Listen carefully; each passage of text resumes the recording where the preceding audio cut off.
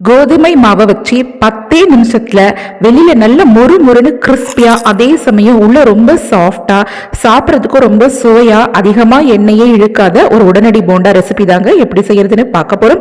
Welcome to super kitchen.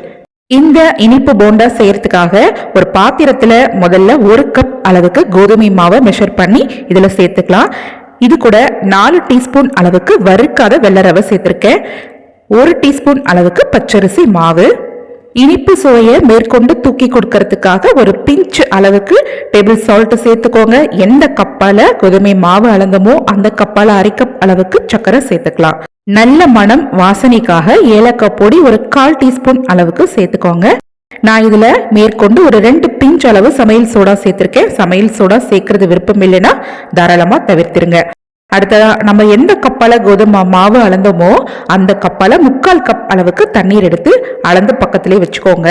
முதல்ல இந்த மாவு எல்லாத்தையுமே ஒன்னோட ஒன்று நல்லா மிக்ஸ் ஆகிறபடி கையை வச்சு நல்லா கலந்து விடுங்க.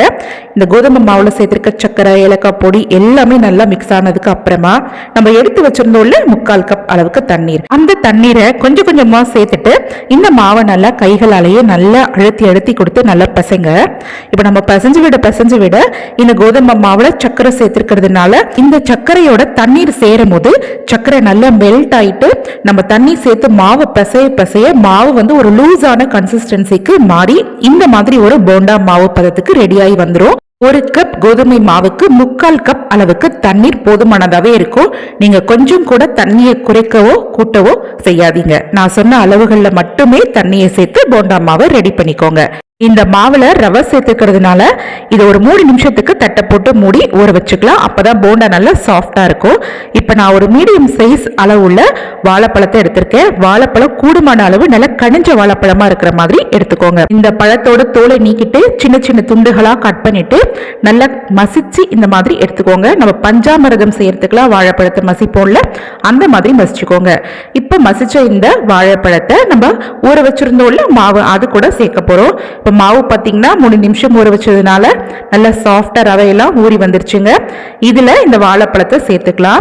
இது கூட ஒரு 2ல இருந்து 3 டேபிள் ஸ்பூன் அளவுக்கு துருவிய தேங்காய் சேர்த்துக்கோங்க. தேங்காயை துருவிட்டு சேர்த்துக்கலாம். அப்படி இல்லட்டா குட்டி குட்டியா சின்ன சின்ன துண்டுகளா கட் பண்ணிட்டு பல்லாவும் சேர்த்துக்கோங்க. நீங்க எப்படி வேணாலும் சேர்த்துக்கலாம். நம்ம தேங்காய் வாயில கடிப்படும் போது நல்ல டேஸ்டா இருக்கும். இப்போ இது எல்லாத்தையும் நல்லா ஈவனா இது போல மிக்ஸ் பண்ணி விட்டுருங்க. இப்போ ஃபைனலா ஒரு 1/2 டீஸ்பூன் அளவுக்கு மட்டும் நெய் சேர்த்துட்டு இந்த மாவை கலந்து விட்டுருக்கலாம். நீங்க நெய் சேர்த்து இந்த போண்டா மாவை ரெடி பண்ணும் போது போண்டா சுடும் போதே அவ்வளோ வாசமா இருக்குங்க. சாப்பிட்றதுக்கும் மேற்கொண்டு ரொம்ப டேஸ்டா இருக்கும். இப்ப மாவை நல்லா பசைஞ்சிட்டோம். இப்ப போண்டா மாவோட பதத்தை செக் பண்ணிக்கலாம். இப்ப மாவை கைகளில் அள்ளி இப்படி விட்டோம்னா விட்டு விட்டு வந்து விழாத, அப்படியே சீரா மாவு வழிஞ்சு வந்து விழணும். இந்த மாதிரி இருக்கும் போதுதான் போண்டா வந்து நம்ம கிள்ளி போடும் போது நல்ல உருண்டையா பந்து போலையும் வந்து விழும். இதுல சரியான அளவு தண்ணி சேர்த்திருக்கிறதுனால அதிகமா போண்டா வந்து எண்ணெய் குடிக்காதுங்க. இப்ப மாவு ரெடி ஆயிடுச்சு. அடுத்ததா ஸ்டவ்ல கடாயில எண்ணெயை சூடுபடுத்திக்கலாம். நம்ம ரெடி பண்ணி வச்சிருந்த இந்த போண்டா மாவை சின்ன சின்னதா கிள்ளி குட்டி குட்டி போண்டாவா எண்ணெயில விட்டுக்கலாம். இப்ப கேஸோட தீயை நல்ல மிதமான தீயை மாத்திட்டு நல்ல சீரான அனல்லையே இந்த போண்டாக்களை வேக வச்சுக்கலாம். இப்ப பாத்தீங்கன்னா போண்டா வந்து டக்குன்னு பிறண்டு வந்து விழாது, ஒரு பக்கமாவே வேகும். ஸோ அதனால நம்ம முழுக்கெல்லாம் திருப்பி விடுவோம்ல கம்பி, அந்த கம்பியை வச்சு இந்த மாதிரி நல்லா சொயட்டி கலரி விட்டாலே போதுங்க. போண்டா நல்ல ஒன்று சேர 4 பக்கமும் வெந்து வரும். நீங்க கம்பி இல்லைன்னா இந்த மாதிரி அரிகரண்டி இருக்கும்ல, அதை வச்சு நல்லா மேல இந்த மாதிரி சொயட்டி கொடுங்க. இந்த மாதிரி செய்யறதுனால போண்டா நல்லா பிறண்டு வந்து விழுந்து நல்லா உள்ள நல்லா வெந்தும் வெளியில நல்லா கிறிஸ்பியாவும் வெந்து வரும்.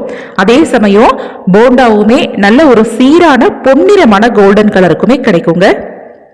இப்ப பாருங்க, நல்லா பரட்டி கொடுத்ததுக்கு அப்புறமா நல்ல குலாப் ஜாமுன் மாதிரி எண்ணெயில அழகா பந்தா மிதக்க ஆரம்பிச்சிருச்சு. இப்ப நல்ல கரெக்டான பதத்துக்கு வெந்ததுக்கு அப்புறமா இந்த போண்டால உள்ள எண்ணெயெல்லாம் வடிச்சிட்டு வேற ஒரு தட்டுக்கு மாத்திக்கலாம். இதே மாதிரி நீங்க எல்லா மாவையுமே நல்ல சூப்பரான குட்டி குட்டி போண்டாவா விட்டு ரெடி பண்ணி எடுத்து வச்சுக்கோங்க. இந்த போண்டாவை நாங்க இனிப்பு கச்சாயம்னு சொல்லுவோம். பாருங்க, சூப்பரான கச்சாயம் ரெடி ஆயிடுச்சு. அதுவும் குறைவான 10 நிமிஷத்துல வெளியில நல்ல மொறுமொறுன்னு உள்ள நல்ல சாஃப்டா சாப்பிடறதுக்கே சுவையா சூப்பரா ரெடி ஆயிடுச்சு. இது போல நீங்களும் உங்க வீட்லயுமே செஞ்சு கொடுத்து பாருங்க. எல்லாருமே ரொம்ப விருப்பமா சாப்பிடுவாங்க. இந்த ரெசிபி பிடிச்சிருந்ததுன்னா கண்டிப்பா லைக் பண்ணி உங்க ஃபேமிலி அண்ட் ஃப்ரெண்ட்ஸ் கூட ஷேர் பண்ணுங்க. சூப்பர் கிச்சன் சேனலையும் சப்ஸ்கிரைப் பண்ணிக்கோங்க. நன்றி.